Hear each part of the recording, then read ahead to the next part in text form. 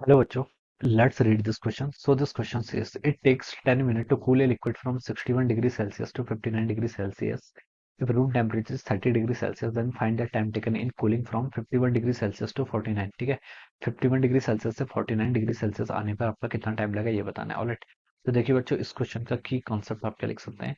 The key concept of this question, आपको देखिए बताना है, टाइम बताना है। ठीक है, टाइम ऑफ रेट कूलिंग, तो उसके लिए बच्चों हम न्यूटन्स लॉज ऑफ कूलिंग का यूज करेंगे। किसका यूज करेंगे हम? Newton's laws of cooling. ठीक है, न्यूटन्स लॉज ऑफ कूलिंग। ठीक है, this will be the key concept of this question.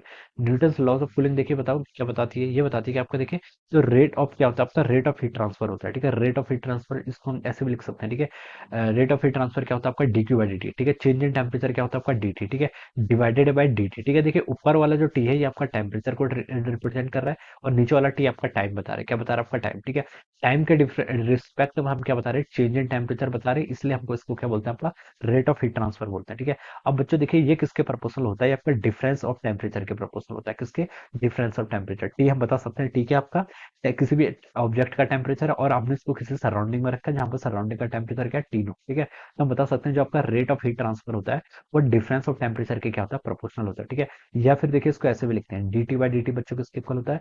यहाँ से देखिए प्रोपोर्शनलिटी से हटाएंगे तो माइनस के टाइम्स आपके यहाँ से टी माइनस टी नॉट हो जाएगा। टी नॉट आपका क्या? Room temperature. T is the temperature of the object. ठीक है, माइनस साइन इसलिए क्योंकि हीट आपकी क्या हो रही है यहाँ पर? आपकी हीट यहाँ पर आपकी निकल ली, इसलिए आपका माइनस साइन। ठीक है, देखिए टेम्परेचर यानी कि डिक्रीज हो रहा है, तो इसलिए माइनस साइन को यूज करते हैं, और के यहाँ पर आपका कांस्टेंट हो जाएगा। ठीक है, तो ये आपका क्या है? This is a formula. ठीक है, बच्चों देखिए आप क्या करते हैं, अब हम इस क्वेश्चन को यहाँ से स्टार्ट करते हैं। अब हमसे बोल रखा है, देखिए it takes 10 minute to cool a liquid from 61 से 59 डिग्री। ठीक है, 61 डिग्री सेल्सियस से 59 डिग्री सेल्सियस होने में 10 मिनट लगे। ठीक है, और रूम टेम्परेचर कितना दे रखा है? 30 डिग्री सेल्सियस। ठीक है, तो बच्चों देखिए आप इस इक्वेशन का यूज कर लीजिए, ये आपके न्यूटन्स लॉ से खोलिए। dt के आपका चेंज इन टेम्परेचर कितना हुआ है?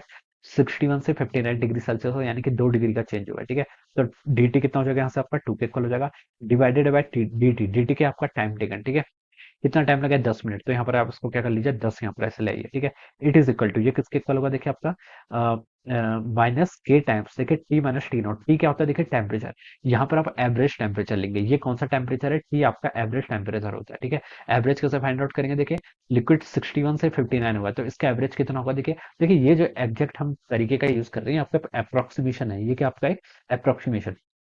इसको एग्जैक्टली सॉल्व करने के लिए तो हमें डिफरेंशियल इक्वेशन सॉल्व करनी पड़ती है। ठीक है, लेकिन हम इस अप्रोक्सीमेशन का क्या करते हैं? यूज करते हैं फॉर लोअर टेम्परेचर के लिए। देखिए यहाँ पर चेंज इन टेम्परेचर लो है, तो हम यहाँ पर इसको यूज कर सकते हैं। ठीक है, 69 और 59 का एवरेज ले लेंगे, कितना होगा? 61 और 59 का एवरेज होता है आपका 60 के इक्वल हो जाएगा। ठीक है, 61 प्लस 59 डिवाइडेड बाई 2 करेंगे तो आ जाएगा। ठीक है, तो 60 के इक्वल आ गया, माइनस आपका टी नॉट। टी नॉट क्या था? रूम टेम्परेचर कितना है? 30 डिग्री। तो यहाँ से आपका 30। ठीक है, इसको आप इक्वेशन नंबर 2 बोल दो। ठीक है, एक इक्वेशन आपकी आ गई, इसको देखिए सॉल्व भी कर लेते हैं। चलो, ये हो जाएगा आपका, देखिए यहाँ पर आपका कितना हो गया? आपका 1/5 हो गया। ठीक है, 60 माइनस 30 कितना? 30, तो यहाँ से हो जाएगा आपका माइनस 30 के इक्वल।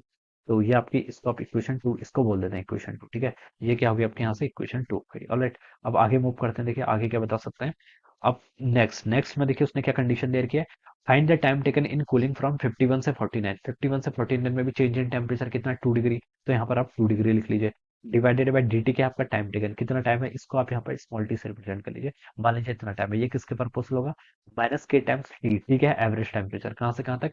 51 से 49 हुआ है, तो इसका एवरेज लेंगे तो कितना आएगा बच्चों? 50 के इक्वल आएगा। तो लिख लीजिए 50 minus T note. T note क्या? रूम टेम्परेचर, जो कितना आपका 30 के इक्वल है। ठीक है, तो ये वैल्यू आपके यहाँ से इतनी हो जाएगी। तो बच्चों देखिए इसकी वैल्यू है T 2 by T is equal to आपका 50 माइनस 30 करेंगे तो कितना? 20, तो ये हो जाएगा आपका माइनस 20 के equal. So this is my equation 2। ये क्या होगी मेरी यहाँ से? इक्वेशन 2 होगी। अब बच्चों देखिए अब इस दोनों इक्वेशंस को क्या कर लीजिए? सॉल्व कर लीजिए, या डिवाइड कर लीजिए। देखिए सबसे बेस्ट तो नेगेटिव से आपका नेगेटिव कैंसिल हो जाएगा, के से आपने यहाँ पर के कैंसिल हो गया। तो इसको आप देखिए बच्चों क्या लिखेंगे? दोनों को डिवाइड करेंगे तो 1/5 इधर हो जाएगा, ये आपका 2/t यहाँ पर ऐसे हो जाएगा, और थ्री, इसको हम 3/2 लिख लेंगे। ये कितना हो जाएगा आपका? 3/2 कैंसिल। तो बच्चों 2 से तो आपका 2 कैंसिल हो गया, टी कितना है? आपका 5 × 3, यानी कि आपका 15 मिनट के, तो 15 मिनट लगेगा। Okay, so this should be the answer of this question. ये क्या होगा इस क्वेश्चन का आपका आंसर? ठीक है, तो कौन सा ऑप्शन मैच करेगा? A option. So I option will be the correct answer of this question. So I hope you all understood this concept. All the best and thank you so much.